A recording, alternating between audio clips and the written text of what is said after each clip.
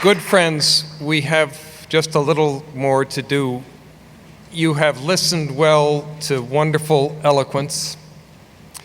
You have heard the marvelous greetings that I've received from my colleagues, for which I'm deeply grateful.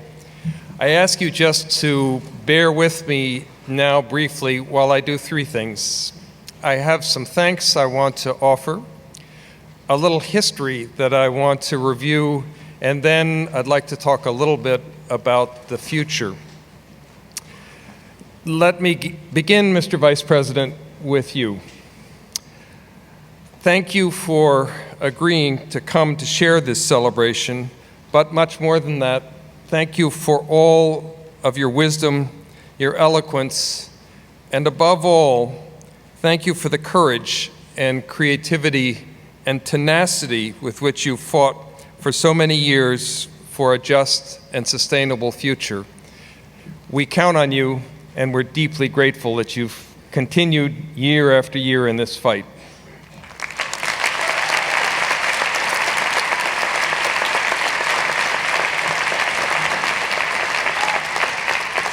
But there is one little thing. If only you hadn't busted Jimmy Fallon on that Saturday Night Live skit a decade ago, he'd be alum, right? He'd be here with us today, and we miss him. This gathering of our community, this lovely, hope-filled occasion is important, but not actually because I'm being inaugurated. That is a bit of artistic license. I've been trying to get my arms around this job of being president of Hampshire for 9 months now. And so far as I know, there are no secret codes, no red phones or hidden bank accounts I get access to only today, right? The day is special because all of you are here to celebrate Hampshire and what it stands for. I am so glad to welcome each of you here today, and so honored to be welcomed by you to join this community. I do want to begin by thanking each of the presidents who served Hampshire before me, and to acknowledge the four remarkable people who are here this afternoon whose leadership shaped this place. You've heard their names before, but I want to repeat Chuck Longsworth, Adele Simmons, Greg Prince, and Marlene Gerber-Fried.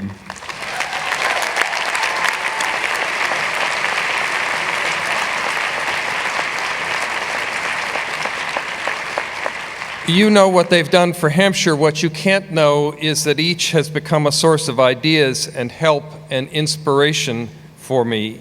Each is a dear friend, and each remains an important part of Hampshire's life and spirit.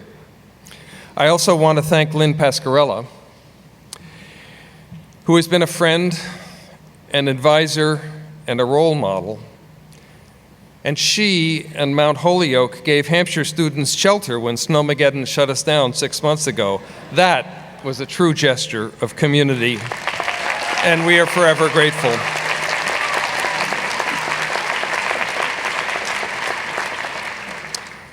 Her students, since our students were lodged in a Mount Holyoke gymnasium on Halloween night, came and did reverse trick-or-treating and brought candy to the poor refugees lodged in that dark gymnasium. So for all of that, Lynn, thank you. I bid welcome and thanks also to current and past members of Hampshire's devoted, delightful, and hard-working board. You are our advocates and supporters, as well as our trustees. Welcome also to my friends, the members of the World Resources Institute board and staff, with whom I spent such happy years and from whom I learned so much. Thank you for coming. I'm honored that you're here. Jim Harmon, WRI's chairman, is here. Jim and Sig, I'm glad that the two of you, the best chairs a CEO could ever hope to work with, have had a chance to meet. Though I do wonder, should I be uneasy that you have the opportunity to compare notes? My family and dear friends, I'm so happy and honored that you have come. And the Hampshire community, outstanding staff, inspired faculty, remarkable alumni who daily prove the value of a Hampshire education, and especially our intrepid students. I have often told the story of how I unexpectedly found myself here because of you. Because the Hampshire students I met during the search process renewed my wavering faith that change is possible. You, all of you, continue to do that every day. Thank you. To all of you, thank you for trusting me with leadership of this unique and wonderful school. Hampshire is a young school, the youngest by 100 years of the 5-college consortium. Indeed, we are their progeny, the idea that emerged when a group of professors from Amherst, Smith, Mount Holyoke, and the University of Massachusetts were charged to explore paths for innovation in liberal arts education. Convinced that radical innovation would only be possible outside the boundaries and traditions of existing institutions, they wrote what they called a new college plan, recommending creation of a new school whose goal would be to produce lifelong learners. Their home institutions and presidents thought their plan interesting, but had other priorities. And there it might have ended, but for a self-described do-gooder, Harold F. Johnson, who had, as he later recalled, been, quote, floundering around, wanting to do something with money had gotten rather quickly through the stock market. He had seen the new college plan and asked what happened to it, thinking, he said, that education could be lifted to a higher level and bring out more leaders. That led Mr. Johnson to meet with Calvin Plimpton, then president of his alma mater, Amherst College. Plimpton recounts that at that meeting, Johnson, quote, popped the question to me, would you be willing to start a new college? And I gasped a little bit. And then he said, if you'll start it, I'll give you $6 million. Plimpton recalls, my mind went over in a corner and vomited for a little while.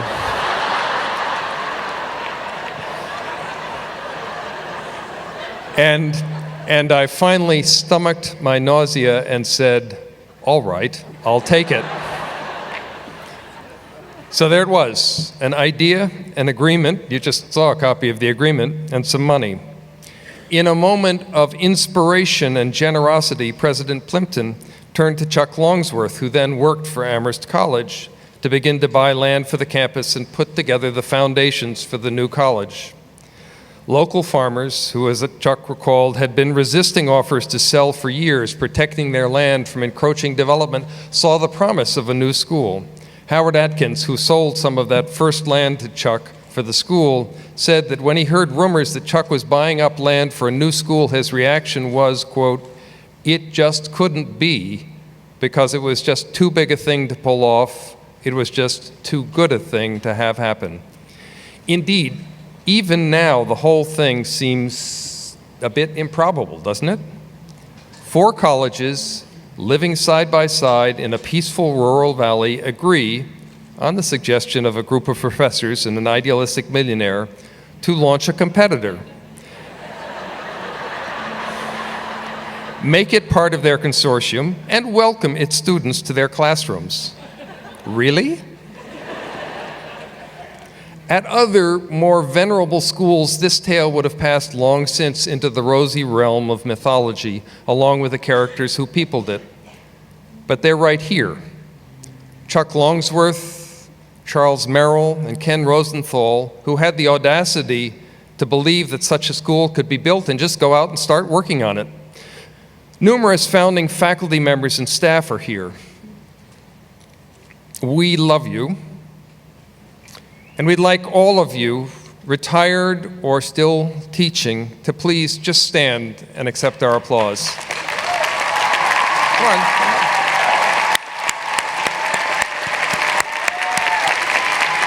There are more of you. I know you're hiding out there.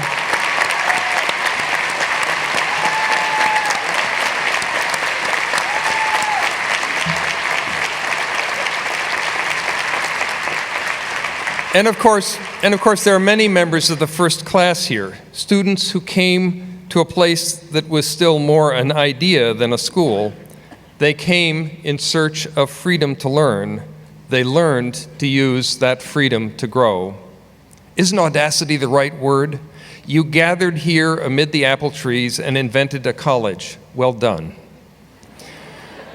Franklin Patterson, the school's first president, wrote that he saw the task of the college, and we've heard several quotes from him. He saw the task of the college to be, quote, to help students to acquire the tools to build lives and a society they consider worthy. The student speaker at the Hampshire's opening convocation, Lois Bailey, said, coming to Hampshire, she felt as if she had been, quote, reunited with an old dream that she had put aside as unrealistic, that education could and should be a joyful experience, indeed, a very condition of life, a never-ending series of discoveries that should thrive in every community. What a powerful statement about the school that you were building. I recount the story of Hampshire's founding because it is our story. It is a wonderful story, and I want to honor those who lived it, and because it still has so much to say to us today. Well, first, crazy idealism, commitment, and chutzpah can and do change the world. This story had an impact on the liberal arts education throughout the country, and Hampshire's 10,000 alumni are disproportionately good at adapting to and committed to creating change. Second, it's worth thinking again about who had a part in creating the college. Not just donors and presidents, it was faculty, staff, and students, the whole community. You made it a shared enterprise. The Chinese philosopher Lao Tse said, "The way to teach is to be." That's something that all of you Hampshire founders got right in a very important way. Hampshire sought to shift the focus from teaching to learning, and at its best, Hampshire has been and will be a learning organization, unafraid of the difficult, messy, unpredictable, sometimes contentious process of change. Change as a process of discovery, learning, and challenge. Change as a necessity and a moral obligation in a rapidly changing world. The students who enliven Hampshire today will live and work in a world turbulent with physical, social, and technological change. It will be a world made smaller by connection as money, goods, knowledge, ideas, and images flow almost frictionlessly across borders, creating both acquaintance and conflict, opportunity and threat. Social media shape cultures and enable revolutions. Global power and economic growth are shifting south and east as competition for markets and resources replaces the Cold War confrontation between communism and capitalism. More people with more wealth demand more goods and food, creating pressures on natural systems and increasingly disruptive changes in the world's oceans, forests, and climate. The pace of change is accelerating. New technologies affect our lives more and more quickly. Technological and scientific discoveries confront us with new possibilities and new questions about human nature and our relationship with the natural world. Rapid shifts in technology and global markets are reshaping work and the means and reach of higher education. By one estimate, the amount of new technical information doubles every 2 years, and 70% of today's students will end up in jobs that have not yet been invented. You will struggle to solve problems we do not yet understand, collaborating with people on multiple continents through institutions not yet created. It is not the fact of change, but the accelerating pace of change, change in knowledge and understanding, change in technology, change in the Earth's climate, oceans, and biota. It is those that challenge human capacity and institutions. This world in flux is what Hampshire's inquiry-based, learner-driven, discipline-integrating education is designed for. We honor the vision and values upon which Hampshire was built by embracing our obligation to the future. Not fearful of risks, but excited by opportunities. Not content with success, but driven by the world's needs. Not satisfied to acquire knowledge, but determined to use it. Non sadiscire. And every year, we get a new jolt of energy from a new group of students with new questions and new experience. What an extraordinary place, where artists join historians and scientists join musicians to explore each person's place in a changing world, where as a community, whatever our study, we share a sense of obligation to social change because there is so much injustice. The Daily Beast recently published its assessment of the 13 most useless college majors based on immediate employment and income prospects. Leading the list of the useless were history, government, the arts, film, music, literature, and journalism. A different vision than ours, no? There, America will be artless, ill-governed, ill-informed, but salaried. Where in that world will the solutions to tomorrow's problems come from? We should know the answer. They will emerge from the ingenuity and entrepreneurship of those who ignore boundaries, ask questions, and ignite expertise with creativity, as so many Hampshire alumni do. If there is an American spring, Al, those will be among the elements that catalyze it. It is one of the duties, and has been one of the pleasures of a new college president, to meet our alumni and to learn how you translate the experience of being entrepreneurs of your own education at Hampshire into an entrepreneurial and creative engagement with life. You've taught me a lot over the last months. And I have to say, together with Hampshire's board, our alumni are making this a great year for Hampshire. You, in fact, will make this a record year for giving at Hampshire, both in terms of amount and numbers of donors. Thank you. And that was before Gary's wonderfully generous commitment. And by the way, it has been a record year for our admissions team, with applications up nearly 20%.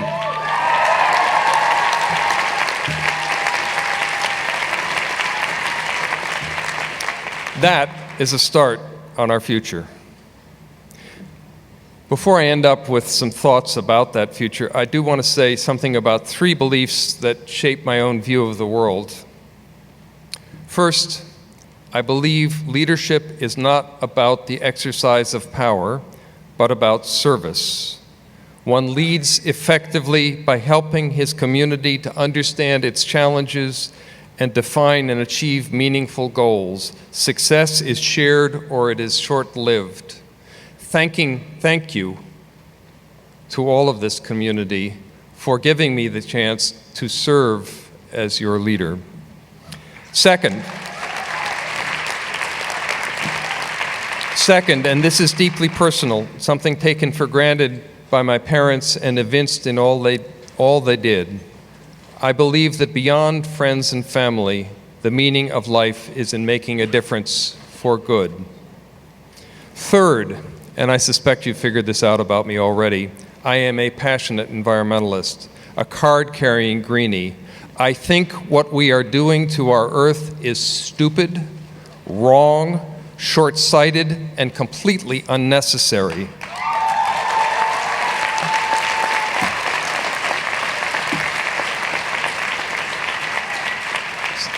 So both Gary and Al have talked very powerfully about the environment. I just want to add a couple of thoughts to how we can perceive where humankind has carried itself. Our history spans less than 1/100th of 1% of Earth's history, but clever and prolific species that we are, we have become a force of nature on our own. 50,000 dams have altered the flows of most of the world's rivers. We have cleared much of the Earth's forest. In a few generations, we've changed, as Al said, the chemistry of the atmosphere so much that we have altered the climate. That is such a gigantic concept. It's hard for me to absorb often as I have listened to people talk about it and talked about it myself. And by so doing, we've altered the flows of the great ocean currents. We've changed not only the chemistry of the oceans, we've altered their biology. About 15 billion tons of sediment flows down all the Earth's rivers in a year. The Athabasca project alone involves moving 30 billion tons of earth. Human activities now shift about 10 times as much material on Earth's surface as all geologic processes combined. This is the Anthropocene era. It won't be like the Holocene, the unusually gentle geologic era during which Homo sapiens evolved to dominance. The Anthropocene will be an era of instability that some scientists have begun to call the Great Acceleration. Please, my friends, my colleagues, my community, understand that a part of my role at Hampshire will be to be relentless and ambitious about what our community can do to live and prepare our students to thrive in the Anthropocene. How we can link our farm, our food, our curriculum, our operations, our understanding of culture and art, and our notion of humankind's place on Earth to make a difference in the course of events. And I do want to tell you we've made a start. Here's some of the stuff that's underway. A climate action plan. At my request, the Campus Environmental Committee has developed an ambitious draft climate action plan, you can read it online, that will make Hampshire's operations climate neutral in 10 years and change most everything that we do over the coming years. Greening the Robert Crown Center.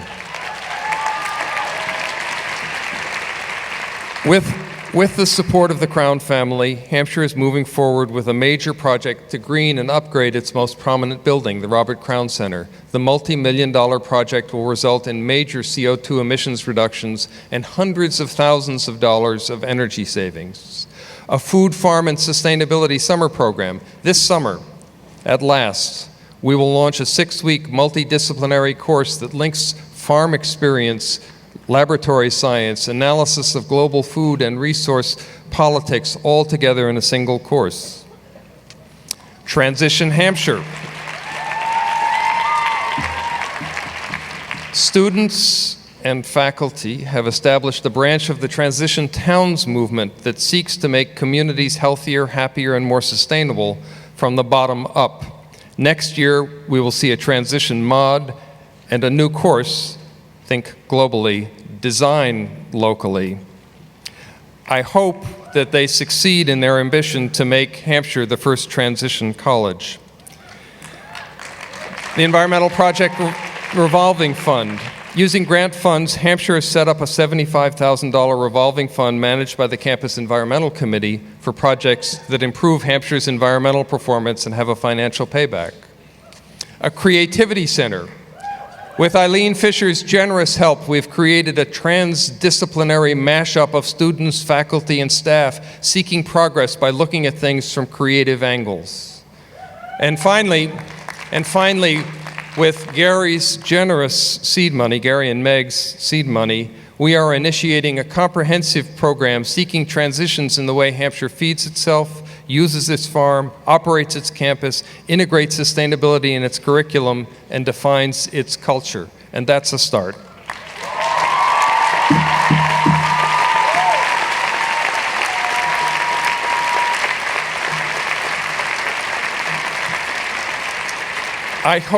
I hope that each of these initiatives will open opportunities for student learning and creativity, like the wonderful work done by a group of architecture and design students on rehamping the barn.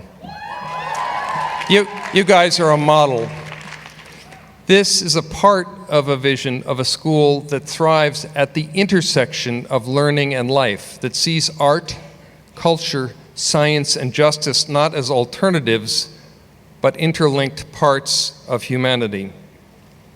At Hampshire's opening convocation, and Chuck quoted part of this, but I want to quote the whole thing. At Hampshire's opening convocation, the poet Archibald MacLeish said, quote, "I feel a sense of excited hope. In a time like ours, it is only the impossible commitments which are believable, for only the impossible commitments are now worth making." This is Hampshire's time. Let's embrace it. Thank you.